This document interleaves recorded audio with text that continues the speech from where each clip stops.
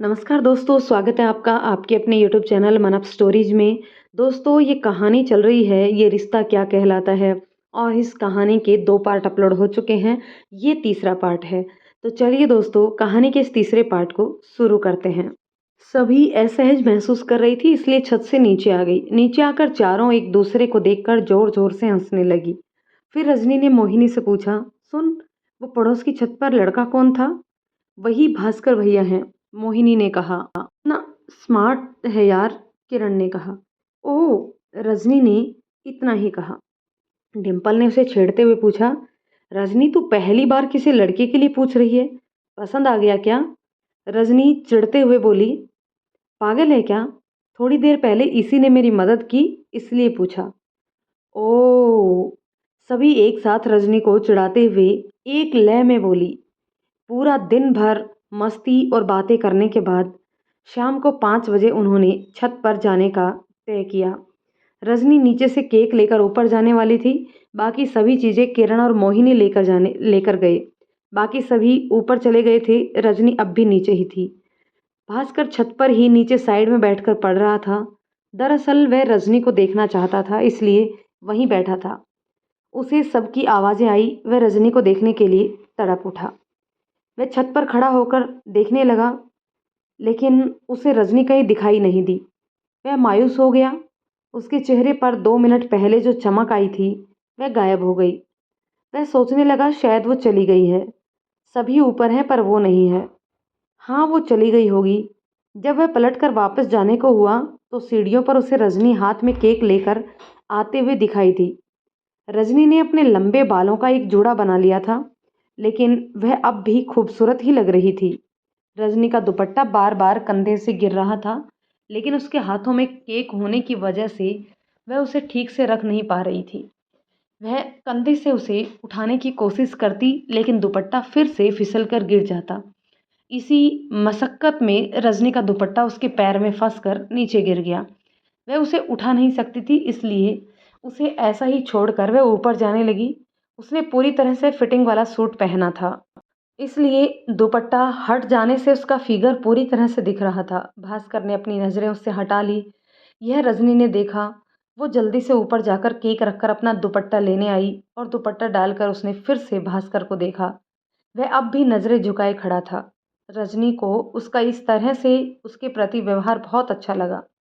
रजनी ने दुपट्टा सही करते हुए सीढ़ियाँ चढ़ना शुरू किया। भास्कर ने अब रजनी को देखा। दोनों की नज़रें मिली और रजनी ने अपनी नज़रें झुका ली और अपना दुपट्टा फिर से चेक करने लगी। भास्कर ने भी अपनी नज़रें वहाँ से हटाकर दूसरी तरफ मुंह घुमा लिया और अपनी आंखें बंद कर ली, जैसे वो रजनी की खूबसूरती को अपने मन में बसा लेना चाहता हो। बंद आंखों से ही भास्कर खुद से धीरे से बोला, कौन हो तुम? रजनी। भास्कर चौंक गया। उसे लगा जैसे किसी ने उसके सवाल को सुनकर जवाब दिया हो। उसने पलटकर देखा। डिम्पल रजनी को आवाज़ लगाकर कुछ कह रही थी। रजनी ने नाम में गर्दन हिलाई। फिर सभी रजनी के नाम की हुटिंग करने लगे। रजनी, रजनी, रजनी। रजनी ने भास्कर को देखा। भास्कर ने अपनी नज़रें हटा ली, जो अब तक रजनी को ही घूर रही थी। रजनी ने भास्कर को देखते हुए कहा, अभी नहीं यार, थोड़ा डांस ही तो करना है, अभी क्या दिक्कत है? किरण ने कहा। रजनी ने भास्कर की ओर इशारा किया, लेकिन उसके इशारे को कोई समझ नहीं पा रहा था। डिम्पल, यह तेरे देर से आने की सजा है। समझते क्यों नहीं हो तुम लोग? यहाँ हमारे सिवाय और भी कोई है? सबने इधर उधर देखा। छत पर भास्कर दिखाई दिया और सामने की छत पर वैभव को देखा। वैभव वही लड़का था जो सुबह भी छत पर था, और ये दोनों ही लड़के सुबह भी इन लोगों के पागलपन को देख चुके थे। वैभव मोहिनी को पसंद करता था। डिम्पल ने कहा, देख यार, वैभव के सामने तू नाच सकती है। उसके सामने नाचने में तुझे दिक्कत नहीं होनी चाहिए, क्योंकि वह तुझे देखेगा भी नहीं। क्यों? रजनी ने आश्चर्य से पूछा। तुझे बहुत पता है वो देखेगा कि नहीं? किरण ने उसे कोहनी मारते हुए कहा। डिम्पल ने उसे धक्का देकर मोहिनी के पास आते हुए कहा, क्योंकि उसे मोहिनी को देखने से फुर्सत नहीं मिल रही है सुबह से, क्योंकि वो हमारी मोहिनी के पीछे पागल है। रजनी ने अपनी गहरी काली आंखों को और भी बड़ा करके आश्चर्य से पूछा, क्या? मोहिनी के पास आकर उसने उसे अपनी तरफ घुमाकर कहा, तू पसंद करती है उसे? मोहिनी ने हाँ में सिर हिलाया। तूने इतनी बड़ी बात छुपाई मुझसे। डिम्पल को पता है, मुझे नहीं। रजनी ने थोड़ी नाराजगी जताते हुए कहा। और मुझसे भी? किरण भी गुस्सा करते हुए बोली। नहीं यार, मुझे भी इसने नहीं बताया। वो तो मेरी नजरें तेज है, सुबह से इन दोनों की हरकतें देखकर समझ गई मैं, डिम्पल ने कहा। दोनों एक दूसरे को ताड़ रहे हैं कब से, डिम्पल ने बताया। रजनी ने फिर कहा, लेकिन मैं डांस नहीं कर सकती। वो भास्कर भी तो खड़ा है ना वहाँ। अरे वो तो अल्लाह की गाय है यार, लड़कियों से कोसों दूर रहते हैं। दुनिया में इतना शरीफ लड़का मैंने नहीं देखा आज तक। न तो कोई पहले था और न ही इसके बाद कोई इतना शरीफ होगा, मोहिनी ने कहा। रजनी ने यह सुना तो उसके चेहरे पर मुस्कुराहट आ गई। वह भास्कर को ही देख रही थी। भास्कर थोड़ी दूर खड़ा था, उन लोगों की बातें नहीं सुन पा रहा था। यहाँ रजनी मुस्कुराते हुए भास्कर को ही देखे जा रही थी और अचानक भास्कर की नज़रें उससे जा टकराई। दोनों का आई कांटेक्ट लगभग 10 सेकंड तक रहा होगा। फिर रजनी ने अपनी नज़रें झुका ली और पलट गई। पर किसी ने कहा है कि जब एक लड़के और लड़की की आई कांटेक्ट बिना पलक झपकाए सिर्फ 8 सेकंड के लिए भी हो जाए तो उसमें मोहब्बत होने की संभावना बढ़ जाती है। रजनी कभी किसी लड़के को आंख उठाकर देखती नहीं थी। जिस पल में रजनी ने अपनी नज़रें झुकाई, ठीक उसी पल भास्कर ने भी अपनी नज़रें हटा ली और वह भी पलट गया। रजनी के डांस के लिए गाना चलाया गया। कब तक चुप बैठे, अब तो कुछ है बोलना, कुछ तुम बोलो कुछ हम बोले, ओ ढोलना, मर जाना था या ये भेद नहीं था खोलना, ओ ढोलना। रजनी और भास्कर ने फिर एक दूसरे की ओर देखा। 2-4 कदम पर तुम थे, 2-4 कदम पर हम थे, 2-4 कदम थे ये लेकिन, सो मिले ये क्या कम थे। फिर उस पे कदम कदम पर दिल दिल का ये डोलना, ओ ढोलना, ओ ढोलना। भास्कर समझ चुका था कि उसके रहने से रजनी डांस नहीं करेगी और वो असहज महसूस कर रही है, इसलिए वो वहां से चला गया। इधर डिम्पल, मोहिनी और किरण मुस्कुरा रही थी क्योंकि उन्हें कुछ कुछ समझ में आ रहा था। रजनी की कभी किसी लड़के में इन लोगों ने रुचि नहीं देखी थी, पर भास्कर को जिस तरह देख रही थी वो उन लोगों ने नोट किया था। वो लोग रजनी को नाचने को कहने लगे। रजनी कहीं ना कहीं चाहती थी कि भास्कर उसे देखे, लेकिन उसका इस तरह चले जाना वो सह नहीं पा रही थी कि उसके साथ ये अचानक क्या हो रहा है। खुशी और दुख की मिक्स फीलिंग उसे आ रही थी, पर भास्कर के जाने से वह उदास हो गई, लेकिन सबके कहने से थोड़ा नाचने लगी। लो जीत गए तुम हमसे, हम हार गए इस दिल से, आया है आज लबों पर ये प्यार बड़ी मुश्किल से, इस प्यार में हमको पागल ना कर छोड़ना, ओ ढोलना ओ ढोलना। सब ने पूरा दिन मजा किया। डिम्पल ने केक कट किया। डिम्पल रात को वहीं रुकने वाली थी। यह सुनकर किरण ने भी अपने घर से इजाजत ले ली। रजनी का रुकना असंभव था, सभी जानते थे। उसे पूरा दिन मिल गया, यही काफी था। किसी ने भी उसे रुकने के लिए जबरदस्ती नहीं की। रजनी जब घर जाने को निकली तो उसने भास्कर को देखना चाहा, पर भास्कर उसे नहीं दिखा। रजनी को लगा कि शायद वो कुछ ज्यादा ही सोच रही है। उसने उसका ख्याल दिल से निकाल कर सबसे विदा ली। रजनी के फोन पर रिंग बजी। कॉल जयेश का था। वह रास्ते में हाईवे होटल पर चाय पीने रुका था। रजनी को फोन करके वह जानना चाहता था कि सब ठीक है या नहीं। तुमने खाना खाया? जयेश ने पूछा। जी, अब सोने जा रही हूँ। ठीक है, मैं पहुँच कर मैसेज कर दूंगा, क्योंकि जब तक मैं पहुँचूंगा तुम सो चुकी होगी। ठीक है, सुबह बात करते हैं।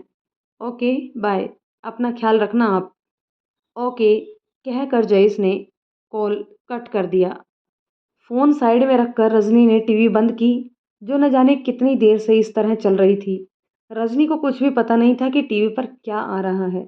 वह रसोई में पानी की बोतल लेकर रूम में आई। कपड़े बदलकर वह सोने के लिए बिस्तर पर लेटी, लेकिन नींद उससे कोसों दूर थी। वह कुछ देर पहले अपने अतीत का सबसे खूबसूरत पल जीर कर आई थी। वह भास्कर को याद किए जा रही थी। उसकी आंखें नम थी। वह भास्कर से जुड़ी हर एक बात को, हर पल को फिर से जीना चाहती थी। वह इन 2 दिनों में वर्तमान और अतीत के कई चक्कर लगा चुकी थी। अतीत उसे वर्तमान से ज़्यादा अच्छा लग रहा था।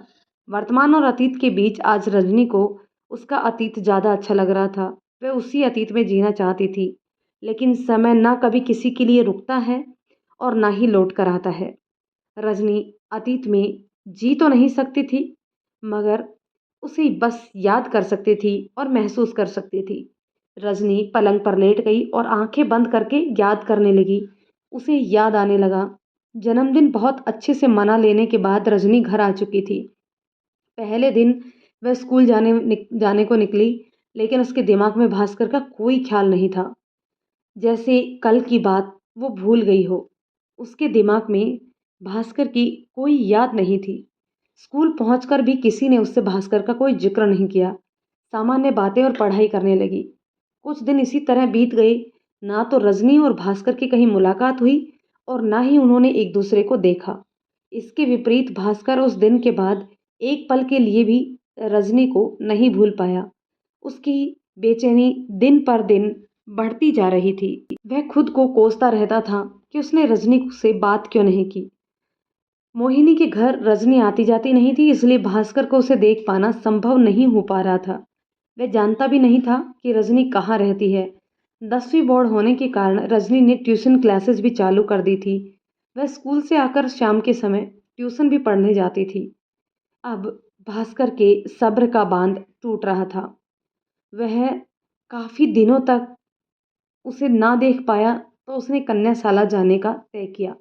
उसे कन्याशाला के आसपास खड़े रहने वाले लड़कों से चिढ़ थी, क्योंकि वह खुद दो बहनों का भाई था। उसने तय किया कि वह अपने बहनों को स्कूल छोड़ने और लेने जाएगा, पर अब तक तो वो कभी उनसे ऐसा नहीं किया था। अब कैसे अचानक वो ऐसा करेगा? यही सब सोचते हुए उसने भारती और सपना से कहा, आज से तुम दोनों को स्कूल छोड़ने और लेने मैं आऊँगा। पर अचानक ये मेहरबानी क्यों? भारती ने कहा। वो वहाँ बहुत लड़के रहते हैं, तो तुम दोनों की सेफ्टी के लिए। लड़के तो सालों से खड़े रहते हैं, अचानक सेफ्टी अब याद आई?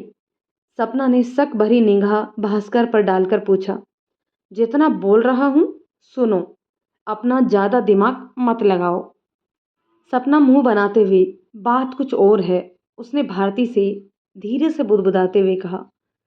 क्या भास्कर भैया को विजय के बारे में पता चल गया है? भारती ने धीरे से पूछा। "श्श, चुप। सपना ने उसे चुप रहने को कहा। दोनों तैयार होने चले गई।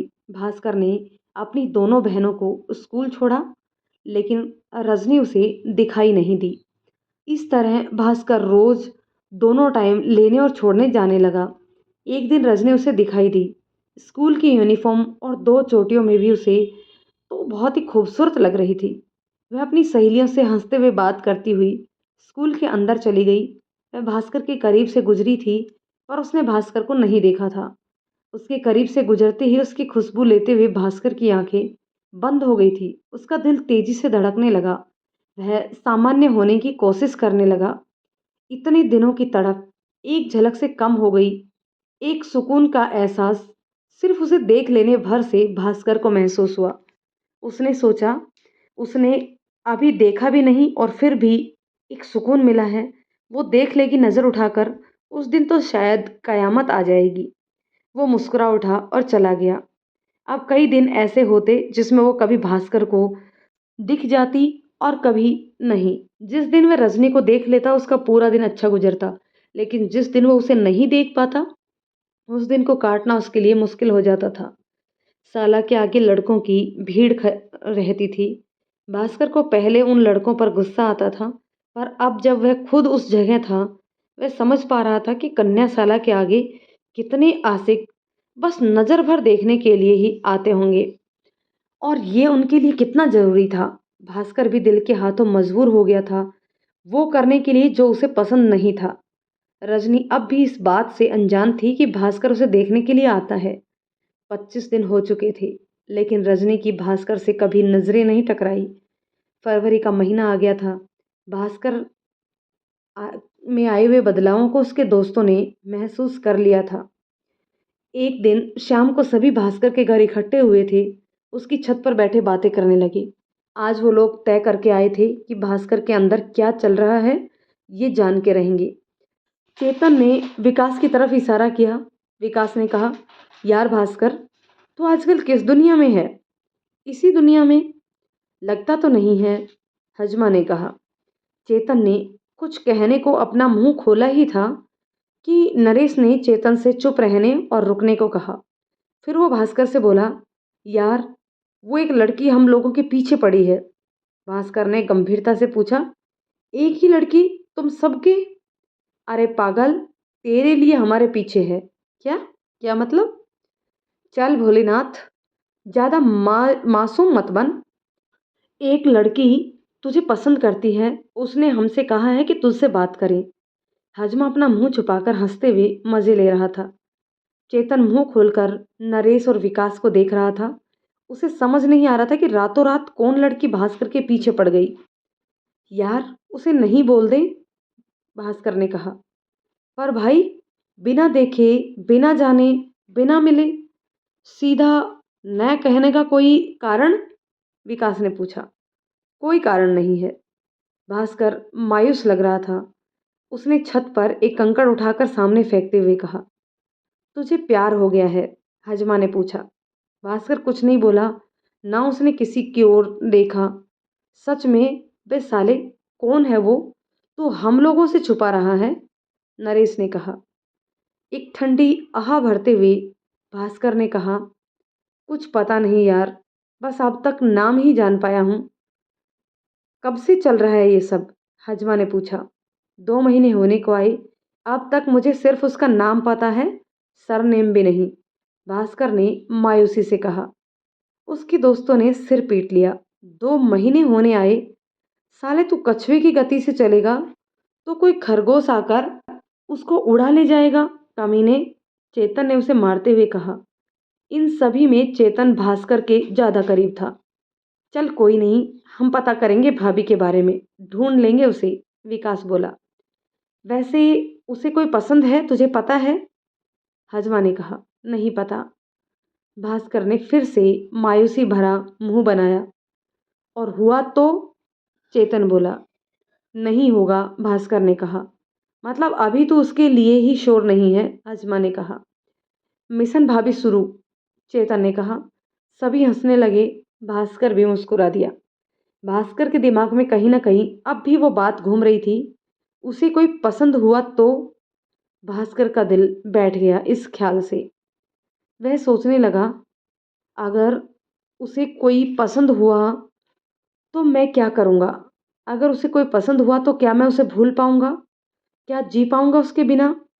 भास्कर की मनोस्थिति उसके दोस्त समझ रहे थे। उसका ध्यान भटकाने के लिए नरेश ने पूछा, अच्छा भाभी के बारे में कुछ बता ना यार। क्या बताऊँ? भास्कर ने पूछा। नाम क्या है? कैसी दिखती है? क्या करती है? चेतन ने कहा। भास्कर उसके ख्यालों में खोए हुए उन लोगों को बताने लगा। उसके चेहरे पर मुस्कुराहट आ गई। क्या कहूँ यार, उसकी तारीफ में जितना कहूँ कम है यार। जब पहली बार उसे देखा तो देखता ही रह गया।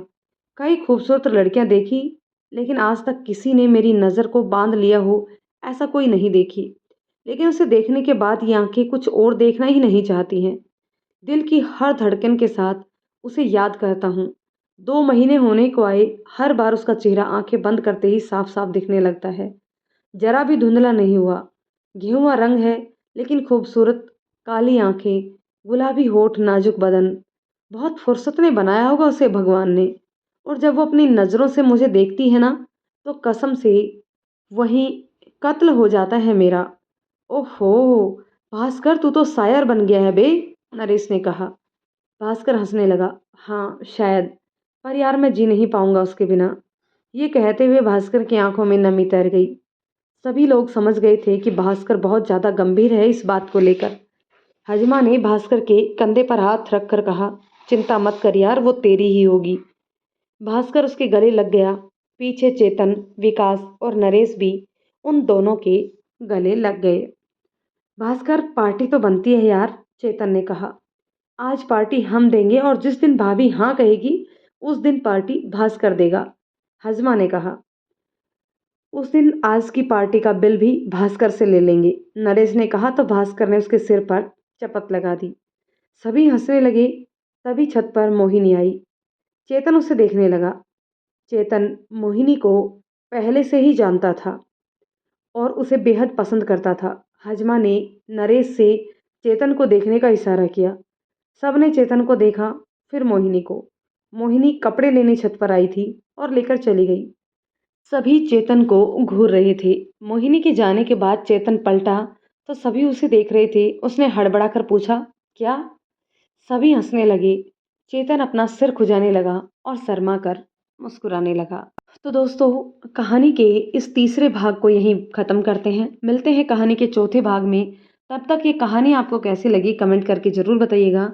यदि ये कहानी आपको पसंद आती है तो इसे लाइक और शेयर कर दीजिए, और यदि चैनल पर नए हैं तो प्लीज़ चैनल को सब्सक्राइब ज़रूर कर लीजिए। दोस्तों, मिलते हैं कहानी के नेक्स्ट पार्ट में। तब तक के लिए शुक्रिया।